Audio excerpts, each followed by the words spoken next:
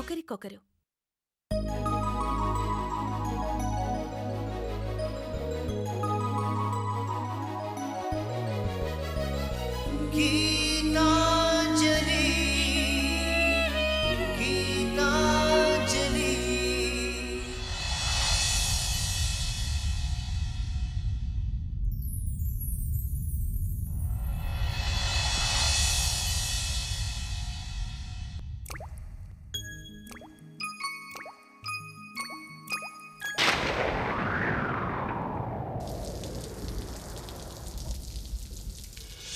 చినుకై చిరు జల్లై మన మనసులు కురవాలి, పూవై పొదరిల్లై ఎదలల్లుకు పోవాలి. చినుకై చిరు జల్లై మన మనసులు కురవాలి, పూవై పొదరిల్లై ఎదలల్లుకు పోవాలి. చిటపట స్వరాల హారానా మురిపాల ముత్యాలే మెరవాలి, మురిపాల ముత్యాలే మెరవాలి.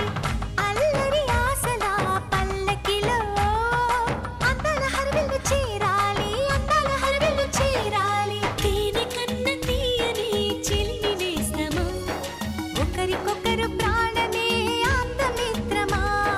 తేనె కన్న తీయని చిలిమి నేస్తమా, ఒకరికొకరు ప్రాణమే ఆప్తమిత్రమా. చినుకై చిరు చల్లై మన మనసులు కురవాలి.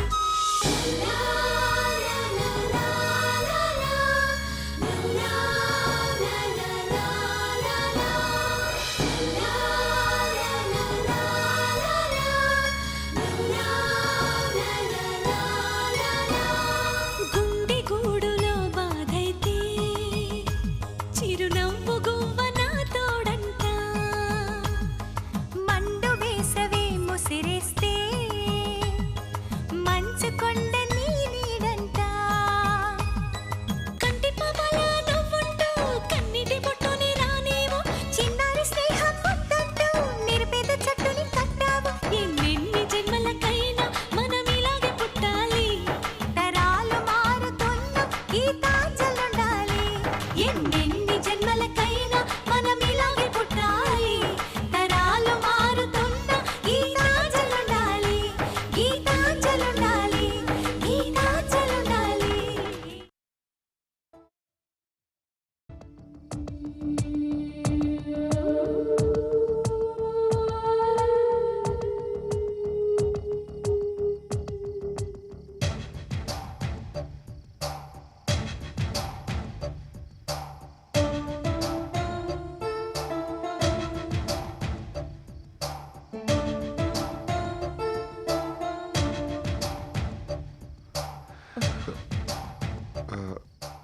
కారు కదిలేలా లేదు. ఒక పని చేయండి, నా కారులో రండి, నేను డ్రాప్ చేస్తాను. మీ కార్లోనా? మీ ఇష్టం. రాకపోతే ఈ రాత్రంతా మీరు ఇక్కడే ఉండాల్సి వస్తుంది. వస్తే మీకే మంచిది. వద్దు, మీరు వెళ్ళండి.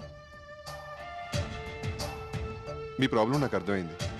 నేను లిఫ్ట్ ఇవ్వడానికి పిలిచాను కానీ గిఫ్ట్ ఇవ్వడానికి పిలిచానా మీరు మొహాట పడటానికి? లిఫ్ట్ వరకు ఓకే, మళ్ళీ ఈ లిఫ్ట్ నుంచి గిఫ్ట్ వరకు వస్తారేమోనని భయం. రానులేండి, మీరు రండి.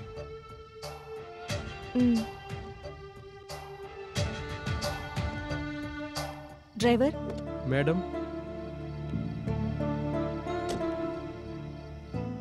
ఇంకో కార్ ఏదైనా వస్తే ఆ కార్ డ్రైవర్ హెల్ప్ తీసుకొని నువ్వు వెళ్ళిపో. గెస్ట్ హౌస్కి రేపురా. సరే మేడం.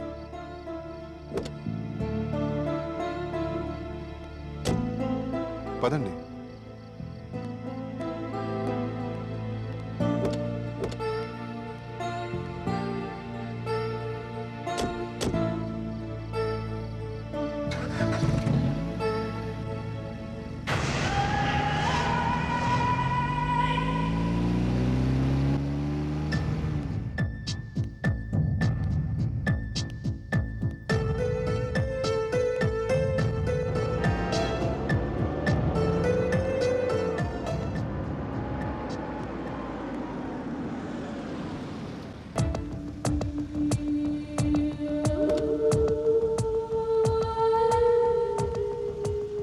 రండి, కాఫీ తాగి వెళ్దురు గాని. లిఫ్ట్ నుంచి గిఫ్ట్ దాకా వెళ్ళొద్దు అన్నారు. గేట్ నుంచి హాల్ దాకా రావచ్చా? గెస్ట్గా రావచ్చు. నేను ఏది ఇచ్చినా మీరు తీసుకోరు. మీరిచ్చే కాఫీ నేను తాగాలా? సారీ, ఆ శ్రమ కూడా మీకొద్దు. మీ ఇష్టం. మంచి కాఫీ మిస్ అవుతున్నారు. మిమ్మల్ని మాత్రం మిస్ అవను. మిస్సెస్ని చేసుకుంటాను. Good night. Good night.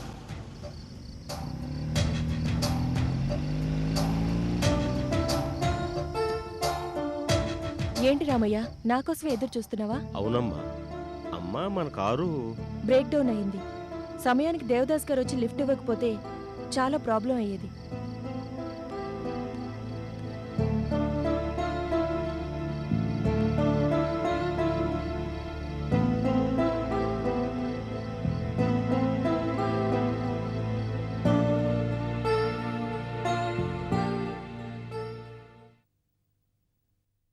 Please సూర్య, అసలు ఏం జరిగిందో చెప్పు. నీకోసమే అడుగుతున్నాను. నీ భార్య కోసం, నీ చెల్లి కోసమే అడుగుతున్నాను. నువ్వు ఈ శిక్ష నుంచి తప్పించుకొని విడుదలైతే నీ జీవితంతో పాటుగా నీ భార్య జీవితం బాగుపడుతుంది, నీ చెల్లి కాపురం చక్కబడుతుంది. నిజం చెప్పినంత మాత్రాన నాకు వేసిన శిక్ష రద్దవుతుందా?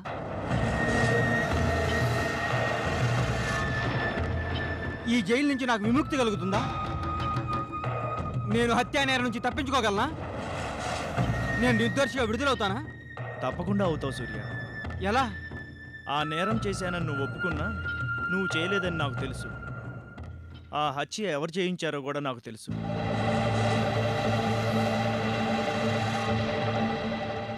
ఎవరు? బలరాం. బలరామా? అవును, అతనే ఆ హత్య చేయించి నిన్ను ఇరికించాడన్న అనుమానం. ఆ అనుమానానికి ఆధారాలు ఉన్నాయా? నువ్వే ఆ హత్య చేసుంటే బలరాం నా జోలికి ఎందుకు వస్తాడు? నన్ను ఎందుకు బెదిరిస్తాడు?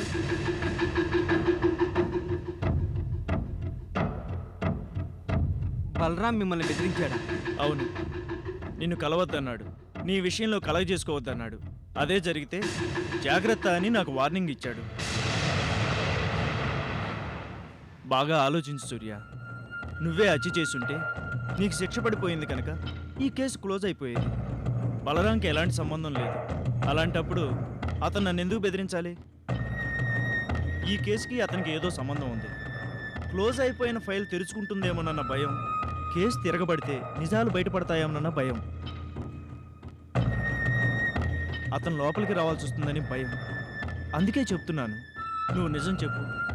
నిన్ను బయటికి తీసుకొచ్చే బాధ్యత నాది. నీ తల్లిని చెల్లిని ఎలాంటి ఆపద రాకుండా చూసే పూచీ కూడా నాదే. సరే సార్, నేను చెప్తాను.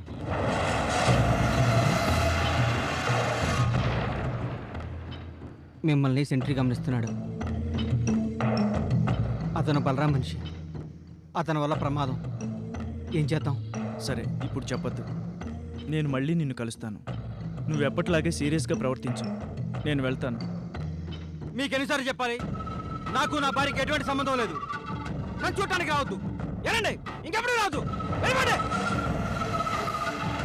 ఖైదీకి ఇష్టం లేనప్పుడు మాట్లాడకూడదు. మీకు ఇచ్చిన టైం అయిపోయింది, మీరు ఇక వెళ్ళండి. సరే, మరోసారి రాను.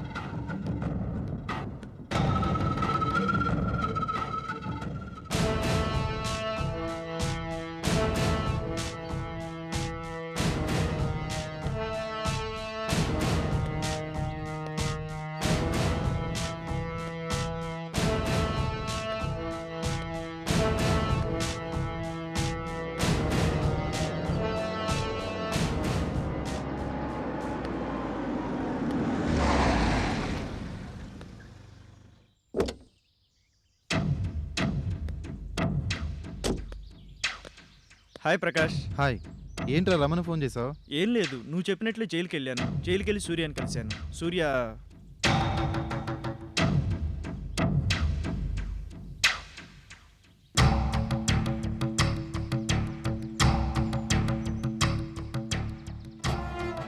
జైల్లో ఆ ఏర్పాట్లు చేయడం చాలా రిస్క్ చంద్రం. మరెలా? నాకు కొంచెం టైం ఇవ్వు. నేను ఏదో విధంగా సూర్యని బయటికి తీసుకొస్తాను. అప్పుడు నువ్వు నన్ను కలిసి మాట్లాడు. థ్యాంక్స్ ప్రకాష్. మన మధ్య థ్యాంక్స్ ఎందుకురా చంద్రం? అయినా ఆ బలరాం చాలా కేసుల్లో చట్టం నుంచి తప్పించుకున్నాడు. అతన్ని పట్టుకోవాలని నేను చాలాసార్లు ట్రై చేశాను, కానీ నా నుంచి కూడా తప్పించుకున్నాడు. ఈ కేసులో బలమైన ఆధారాలు దొరికితే మాత్రం నేను వదిలిపెట్టను. ఆధారాలు దొరకడం కాదు ప్రకాష్, ఆ ఆధారాలు నువ్వే పట్టుకోవాలి. కరెక్ట్గా చెప్పావు. మొదట ఆధారాలు పట్టుకుంటాను, తర్వాత అతను పట్టుకుంటాను. ఓకే ఓకే ప్రకాష్, ఉంటాను. బాయ్.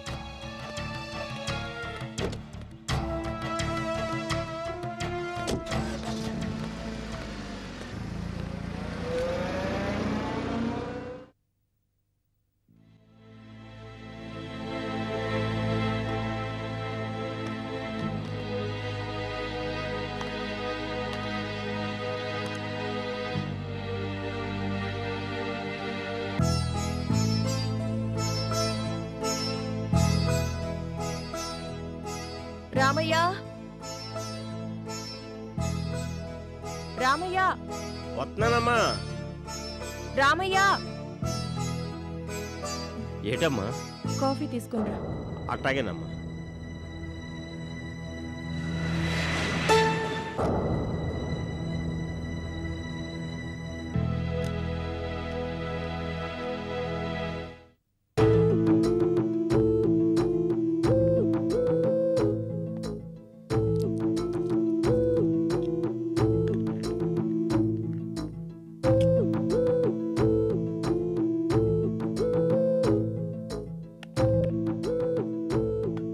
అమ్మ కాఫీ.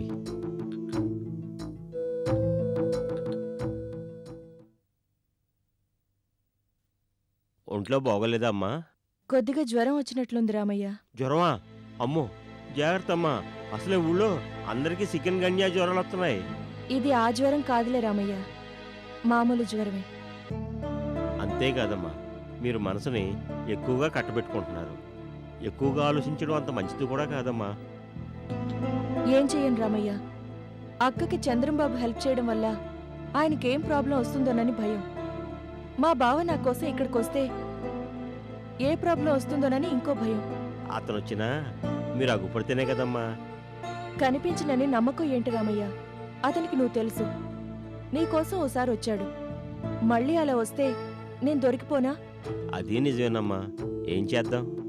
మనం జాగ్రత్తగా ఉండాలి. ఇక్కడికెవరొచ్చినా నేను మాత్రం బయటికి రాను. నువ్వు చూసి చెప్పాక అవసరమైతేనే వస్తాను. నువ్వు కూడా జాగ్రత్తగా ఉండు. సరేనమ్మా, అదే మంచిది. రామయ్య, ఎవరొచ్చారో చూడు. అలాగేనమ్మా.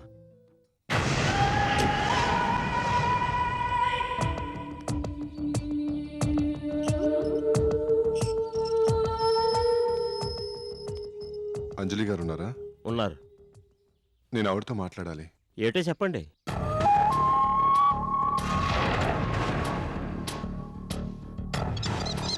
చాలా ఇంపార్టెంట్ మ్యాటర్, ఆవిడతోనే మాట్లాడాలి. ముందు నాకు చెప్పండి, నేను అమ్మగారికి చెప్తాను. ఏమండి ఏమండి, మీకే. ఆగండి.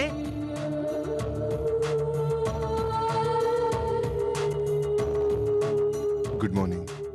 కూర్చోండి. ఏంటి ఇలా వచ్చారు? ఫ్రెండ్షిప్ కోసం ఫ్రెండ్ని వెతుక్కుంటూ వచ్చాను.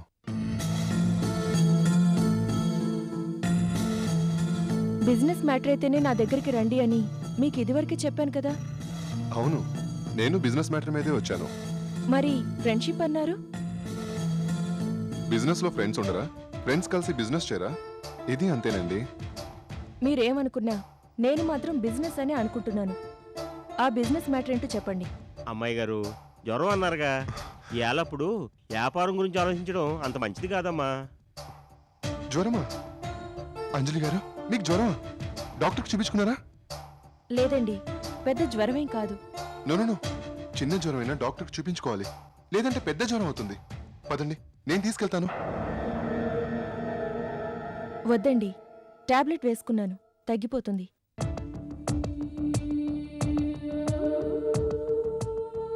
సరేనండి, మీ ఆరోగ్యం జాగ్రత్త. నేను వెళ్తాను. ఆ, ఏదో బిజినెస్ మ్యాటర్ మాట్లాడాలి అన్నారు. అవును, కానీ మీరు జ్వరంతో ఉండగా మాట్లాడటం నాకు ఇష్టం లేదు. రామయ్య చెప్పినట్లుగా ఈ టైంలో మీరు స్ట్రెయిన్ అవటం అంత మంచిది కాదు. రెస్ట్ తీసుకోండి, తర్వాత మాట్లాడుకుందాం. నేను వెళ్తాను. సరేనండి, మీ ఇష్టం. మీ జ్వరం తగ్గటమే నాకు ఇష్టం. ఉంటానండి.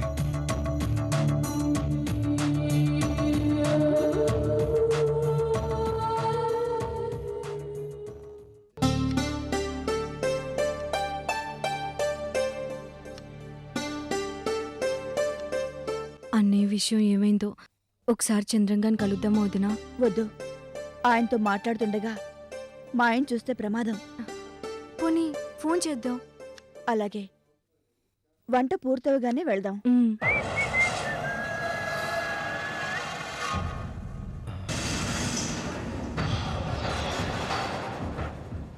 మధు మధు ఆయన వచ్చారు.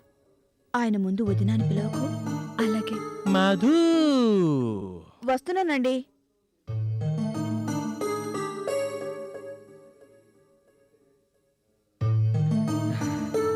ఏంటండి? ఈరోజు నేను ఒక ఓ మంచి పని చేశాను. ఏం పని?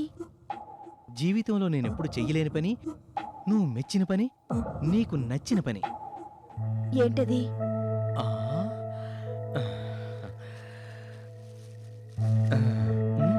ఎలా ఉంది? చీరలా ఉంది. చీరేనమ్మా, నీకోసమే తీసుకొచ్చా. కొనుక్కొచ్చారా? డబ్బులెక్కడివి? డబ్బులు ఎక్కడమ్మా? అప్పు. ఓ షాపులో అప్పు చేసి ఈ 2 చీరలు కొని తెచ్చా. 2 చీరలా? అవును మధు, ఇదిగో ఈ చీర నీకు, ఈ చీర తులసి గారికి. తులసి గారు, నేను హాస్పిటల్లో ఉన్నప్పుడు మీ ఫ్రెండ్కి మీరు హెల్ప్ చేశారు కదా, అందుకు కృతజ్ఞతగా మీకేమైనా ఇవ్వాలనిపించింది. అందుకే ఈ చీర కొని తెచ్చాను. ఏంటి అలా చూస్తున్నా? కొట్టుకు రాలేదమ్మా, కొనుక్కొచ్చాను. నాకు తెలిసిందల్లా మందు కొట్టడం, నేను కొట్టడం. ఏంటి మళ్ళీ అలా చూస్తున్నా? నేను కొట్టడం పాత రోజుల్లో, ఇప్పుడు కాదు. నాకు చీర కొట్టేసి తీసుకురావడం చేత కదే. నేను అందుకు చూడలేదు. సడన్ గా మీకింత మంచి ఆలోచన ఎందుకు వచ్చిందా అని చూశాను. ఎందుకంటే మధు, ఏమండి తులసి గారు, నేను బుద్ధిమంతుడిని అయిపోయానండి, మారిపోయానండి. అప్పుడు ఏమీ తెలియక డబ్బుని మంచినీళ్ళ ఖర్చు పెట్టేశానండి. ఇప్పుడు ఆ డబ్బు విలువ తెలిసిందండి. మంచి పనులు ఉపయోగించాలనుకున్నాను. మీ మంచితనానికి నేను నీళ్ళలా కరిగిపోయానండి. అందుకే మీకు బహుమతిగా ఏదైనా ఇవ్వాలనుకున్నాను. చేరుకున్నాను. తీసుకోండి. తులసి గారు, మీరు చాలా మంచివారండి. ఈ రోజుల్లో ప్రతిఫలం ఆశించకుండా ఎవరే పని చేస్తున్నారో చెప్పండి. కానీ మీరు అలాంటివి ఏం ఆశించకుండా నా భార్యను ఆదుకున్నారు, ఆశ్రయం ఇచ్చారు. అందుకు మీకు కృతజ్ఞత ఎలా చెప్పాలో తెలియడం లేదు. ఉడతా భక్తిగా చిరుకానుక ఈ చీర.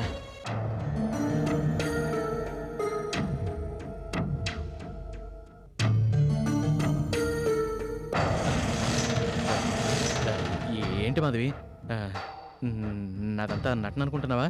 కాదమ్మా, నటించడం లేదు, నిజమే చెప్తున్నాను. నన్ను నమ్ము. నిజం తులసి గారు, నేను ఇన్నాళ్ళు తాగిన మైకంలో చాలా గొడవలు చేశాను. నా భార్యని బాధ పెట్టాను, చాలా చండాలంగా ప్రవర్తించాను. అందుకే దేవుడు నాకు యాక్సిడెంట్ చేయించాడు. ఆ యాక్సిడెంట్ దెబ్బకి నాకు బుద్ధి వచ్చింది. మారాలనుకున్నాను. మీ అందరితో మంచిగా ఉండాలనుకుంటున్నాను.